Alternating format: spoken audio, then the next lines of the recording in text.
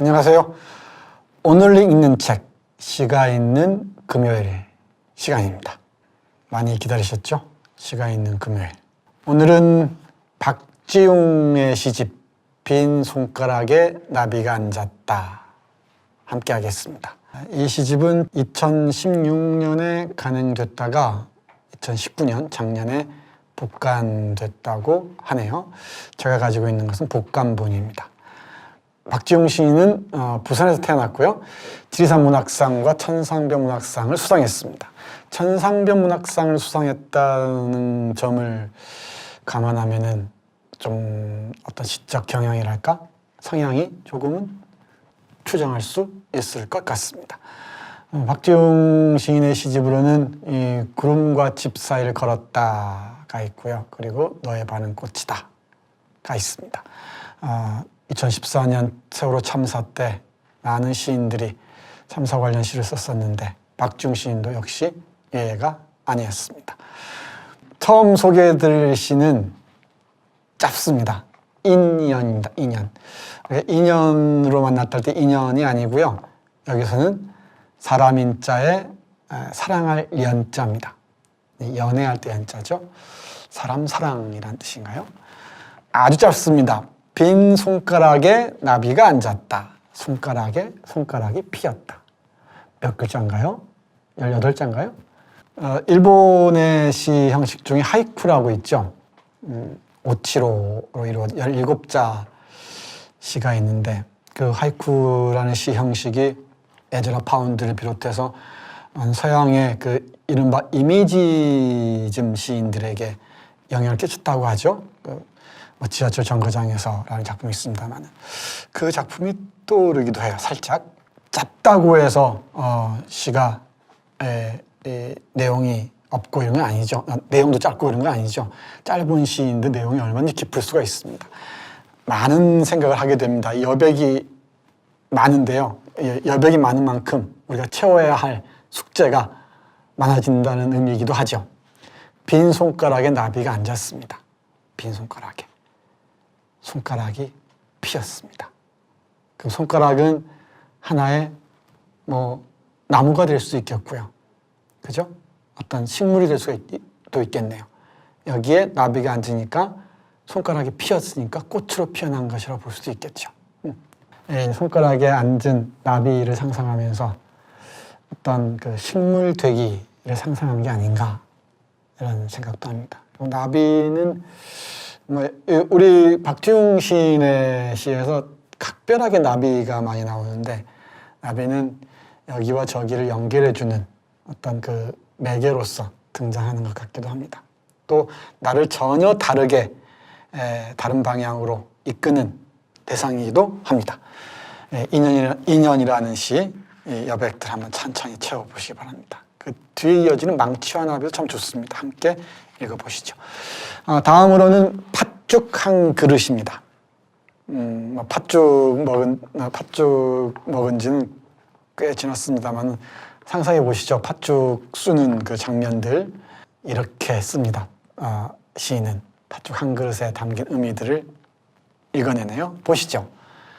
동지 저녁 어미는 손바닥 비벼 새알을 낳았다.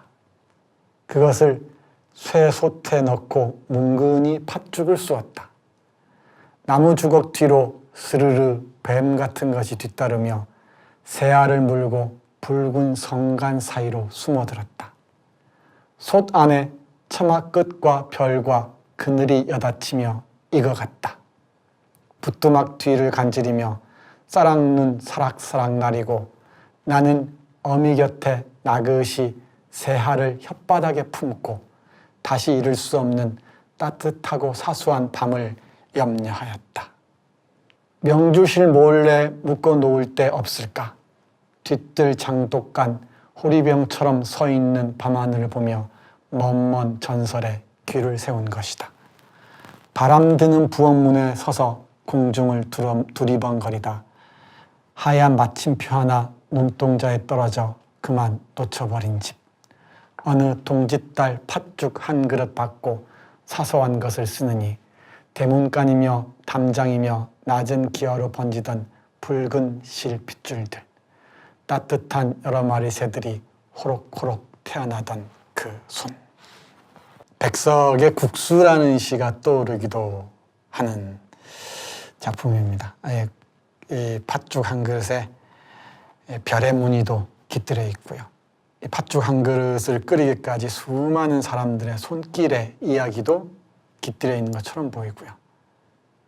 그리고 이 팥죽을 끓여서 사악한 기운을 몰아내고자 했던 그런 오래된 민속 행사의 의미도 떠오르기도 하고요. 첫 행 보십시오. 동지 저녁 어미는 손바닥 비벼 새알을 낳았다. 라습니다. 새알을 만들었다가 아니고 새알을 낳았다. 라고 쓰는 거 보세요. 이게 시죠. 그리고 우리 팥죽을 끓일 때 쭉 눌어붙지 말라고 이 주걱으로 계속 젓지 않습니까? 그걸 스르르 뱅 같은 것이 뒤따르며 그 새알을 물고 붉은 성간 사이로 숨어들었다 이러잖아요. 그러니까 이 붉은 성간은 별 사이잖아요. 이 새알이 별처럼 보이는 겁니다. 그러면 팥죽은 이 팥 색깔은 검은 하늘처럼 보이는 것이겠죠. 그러면 이제 뒤에 후반부가 이해가 될 겁니다. 솥 안에 처맛끝과 별과 그늘이 여닫히며 익어갔답니다. 솥 안에서 처맛끝도 깃들고 별도 깃들고 그늘이 여닫히며 하나의 그 안에서 뭔가 새로운 움직임이 펼쳐지고 있는 것이죠. 그리고 부뚜막 뒤를 간지리며 짜랑눈 사락사락 나리고 나는 어미 곁에 나긋이 새알을 혓바닥에 품고 다시 잃을 수 없는 따뜻하고 사소한 밤을 염려하였다고 합니다. 새알을 하나 혓바닥에 품고 다시 도달할 수 없는 그 사소한 밤을 염려하였다고 하네요. 이 밤이 얼마나 지속될 수 있을까? 그 다음에 이제 명주실 몰래 묶어놓고 아마 이건 생명과 관련된 것일 겁니다. 어떤 그 민간 풍습을 얘기하는 부분이죠. 뒤뜰 장독강 호리병처럼 서 있는 밤하늘을 보며 먼먼 전설에 귀를 기울이는 것이다. 먼먼 전설에 귀를 세우는 것이다. 전설에 귀를 기울인다는 얘기죠. 그러면서 부엌문에 서서 공중을 두리번거리면은 바로 이 팥죽 한 그릇의 의미가 담장과 기와를 넘어서 새들로 태어나기도 한다고 표현하고 있습니다. 이 음식 한 그릇을 이렇게 표현한다는 건 참 만만치가 않죠. 낮은 기어로 번지던 붉은 핏줄들이 따뜻한 여러 마리 새들이 호록호록 태어나던 손. 아마 어머니의 새알이 이제 새가 돼서 날아가게 했네요. 제 일행이 손바닥을 비벼 새알을 날았다 이랬잖아요. 이제 마지막 행이 따뜻한 여러 마리 새들이 호록호록 태어나던 손이랬습니다. 그 사랑 속에서 살아왔겠죠. 네, 엄마 나온 김에 우리 엄마라는 시 한 편 보겠습니다. 아마 여러분들 많이 좋아하실 겁니다. 엄마는 쥐구멍이었다. 나 살다가 궁지에 몰리면 언제나 줄다름 치는 곳. 어떤 소나기도 들어올 수 없는 운명도 멈추어 기다리는 곳. 신도 손댈 수 없는 성지. 파괴되지 않는 끄떡없는 별이었다. 나 살다가 길 잃으면 예서 다시 고개 내밀라고 가슴 오려 쥐구멍으로 살았다. 볕들 날도 없이 엄마는 마지막 한 방울까지 엄마였다. 엄마는 쥐구멍이었답니다. 나는 쥐였겠죠. 어떤 소나기도 들어올 수 없고 운명도 멈추어 기다리는 곳이고요. 그런데 엄마는 파괴되지 않는 끄떡없는 별이었는데 내가 살다가 길 잃으면 여기 와서 고개 내밀라고 여기 와서 피하라고 가슴 오려 쥐구멍으로 살았다고 합니다. 어머니는 자신의 가슴을 오려서 쥐구멍으로 살았다고 얘기하네요. 볕들 날도 없이 마지막 한 방울까지 엄마였다고 합니다. 어떤 시 구절이 아프게 와닿습니까? 가슴 오려 쥐구멍으로 살았다 라는 행이죠. 어머니는 행여나 자식들이 어찌 될까 봐 자신의 가슴을 오려서 죽음으로 만들어두고 새끼가 언제든지 와서 피할 수 있게 했다는 거죠. 예, 세상의 엄마들의 마음이 다 이렇지 않을까 생각합니다. 그 다음은 불타는 글자들 보겠습니다. 예, 세월호 참사 이후에 많은 소설가, 시인들이 고통을 함께 했었죠. 그 중에 한 편입니다. 요즘 그 일본의 크루즈 배가 많이 얘기가 되죠. 국가가 무엇인지, 민주주의가 무엇인지 다시 한번 되새기게 합니다. 불과 우리에게 5년 전, 벌써 6년이 다 돼가네요. 6년 전에 그와 비슷한 일이 있었다는 것, 국가가 무엇인지 심각하게 묻는 그 고통스러운 시간이 있었다는 것, 잊어서는 안 될 것 같은데 벌써 망각의 모퉁이로 배웅하고 있지 않나 싶어서 몹시 걱정스럽습니다. 우리 박지웅 시인의 불타는 글자들 들어보시죠. 도서관에는 쓸데없이 많은 정숙이 근무하고 있다. 이곳을 이용하는 시민은 그들을 선량한 직원으로 여기지만 사실 그들은 국가에서 심어놓은 비밀 요원이다. 바닥에 매설된 요원 사이를 통과하지 못한 자들, 힘차게 걷던 한 시민의 발목은 화단에서 발견되었다.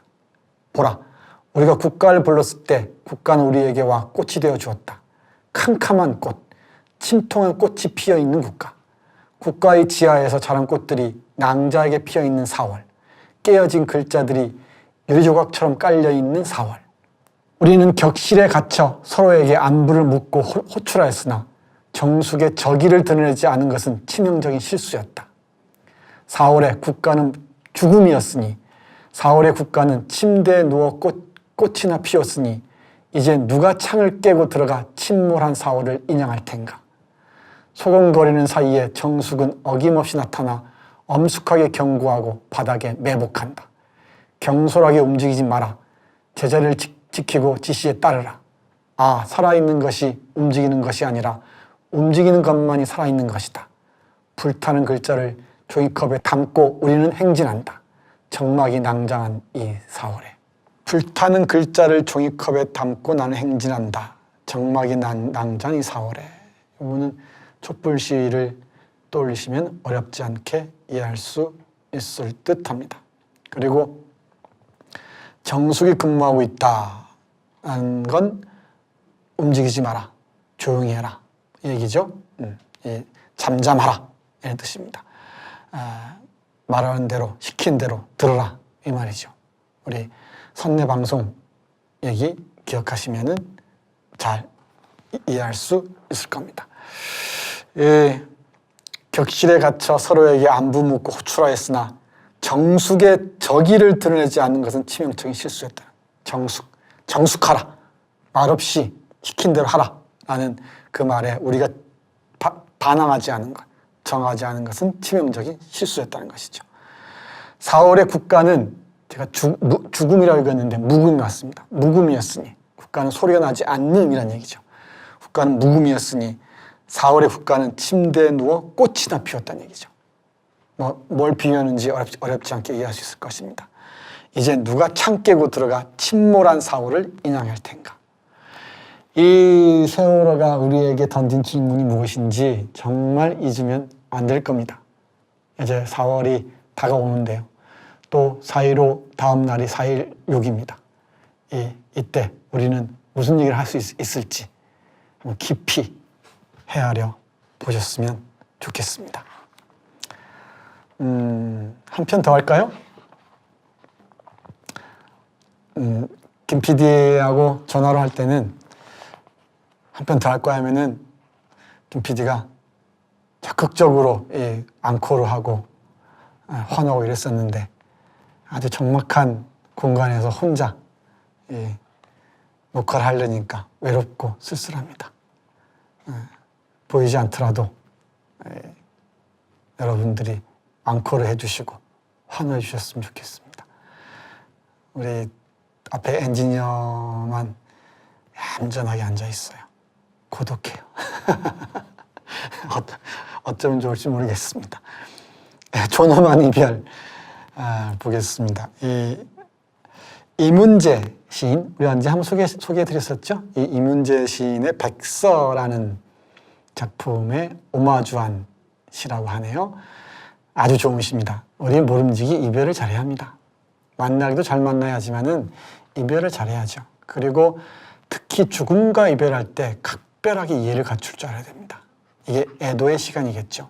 이 애도를 제대로 하지 못할 때 그건 신경증으로 또는 정신적으로 우리를 오랫동안 괴롭힐 수밖에 없을 겁니다. 이 존엄한 이별, 제가 좋아하는 작품인데요. 여러분들은 어떨지 모르겠습니다. 함께 보시죠. 이별이 부활해야 한다.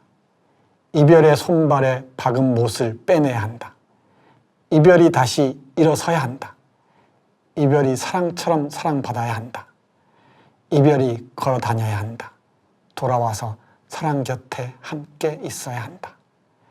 이별이 사랑을 지켜야 사랑이 오래간다. 사랑을 지키려면 먼저 이별을 지켜야 한다. 사랑이 이별을 보살펴야 한다. 이별을 잘 대접해야 한다.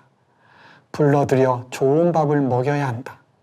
이별이 살아야 사랑이 산다. 이별이 건강해야 사랑이 별거 없다. 이별은 거뜬해야 한다. 이별은 든든해야 한다. 사랑이 없어서 사랑이 없는 것이 아니라 이별이 제자리에 없어서 사랑이 제자리에 없는 것이다. 이별이 없는 시대가 종말이다. 이별과 결별한 세상이 지옥이다. 이건 외우셔야 됩니다. 다음 시간에 시험 보겠습니다. 존엄한 이별. 한다로 끝나는 그 어미가 리듬을 좀 방해할 법도 한데 대단히 흐름을 잘 타고 있는 작품입니다. 반복을 통해서 리듬이 살아나고 있다고 얘기할 수 있겠죠. 이별 없는 시대가 종말이고요. 이별과 결별한 세상이 지옥입니다. 제대로 된 이별을 해야 존엄한 이별을 해야 삶도 가능하다는 것이죠. 그래야 새로운 만남도 또 의미 있게 우리에게 다가온다는 얘기입니다. 이별이 사랑을 지켜야 사랑이 오래간다. 사랑을 지키려면 먼저 이별을 지켜야 한다. 오래 기억에 남을 시 구절이 아닌가 싶습니다. 자, 좋아서 만날 때는 어쩔 줄 모르고 좋아하죠. 근데 헤어질 때는 참 그렇게 야박할 수가 없습니다. 저를 포함해서. 이별을 잘하기가 참 쉽지 않죠.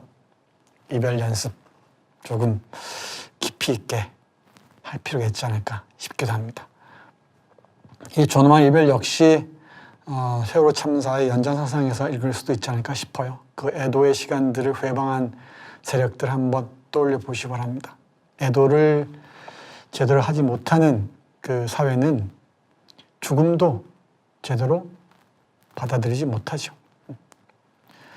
그 죽음을 제대로 받아들이지 못하면은 삶도 제대로 받아들이지 못합니다. 생명이 아직이 되는 것이죠. 그래서 필요한 것이 바로 존엄한 이별, 존엄한 애도입니다. 이별은 거뜬해야 하며 이별은 든든해야 합니다. 사랑이 없어서 사랑이 없는 것이 아니라 이별이 제자리에 없어서 사랑이 제자리에 없는 것입니다. 존엄한 이별. 다음 시간까지 꼭 외우시기 바랍니다. 시간 있는 금요일 마치겠습니다. 고맙습니다.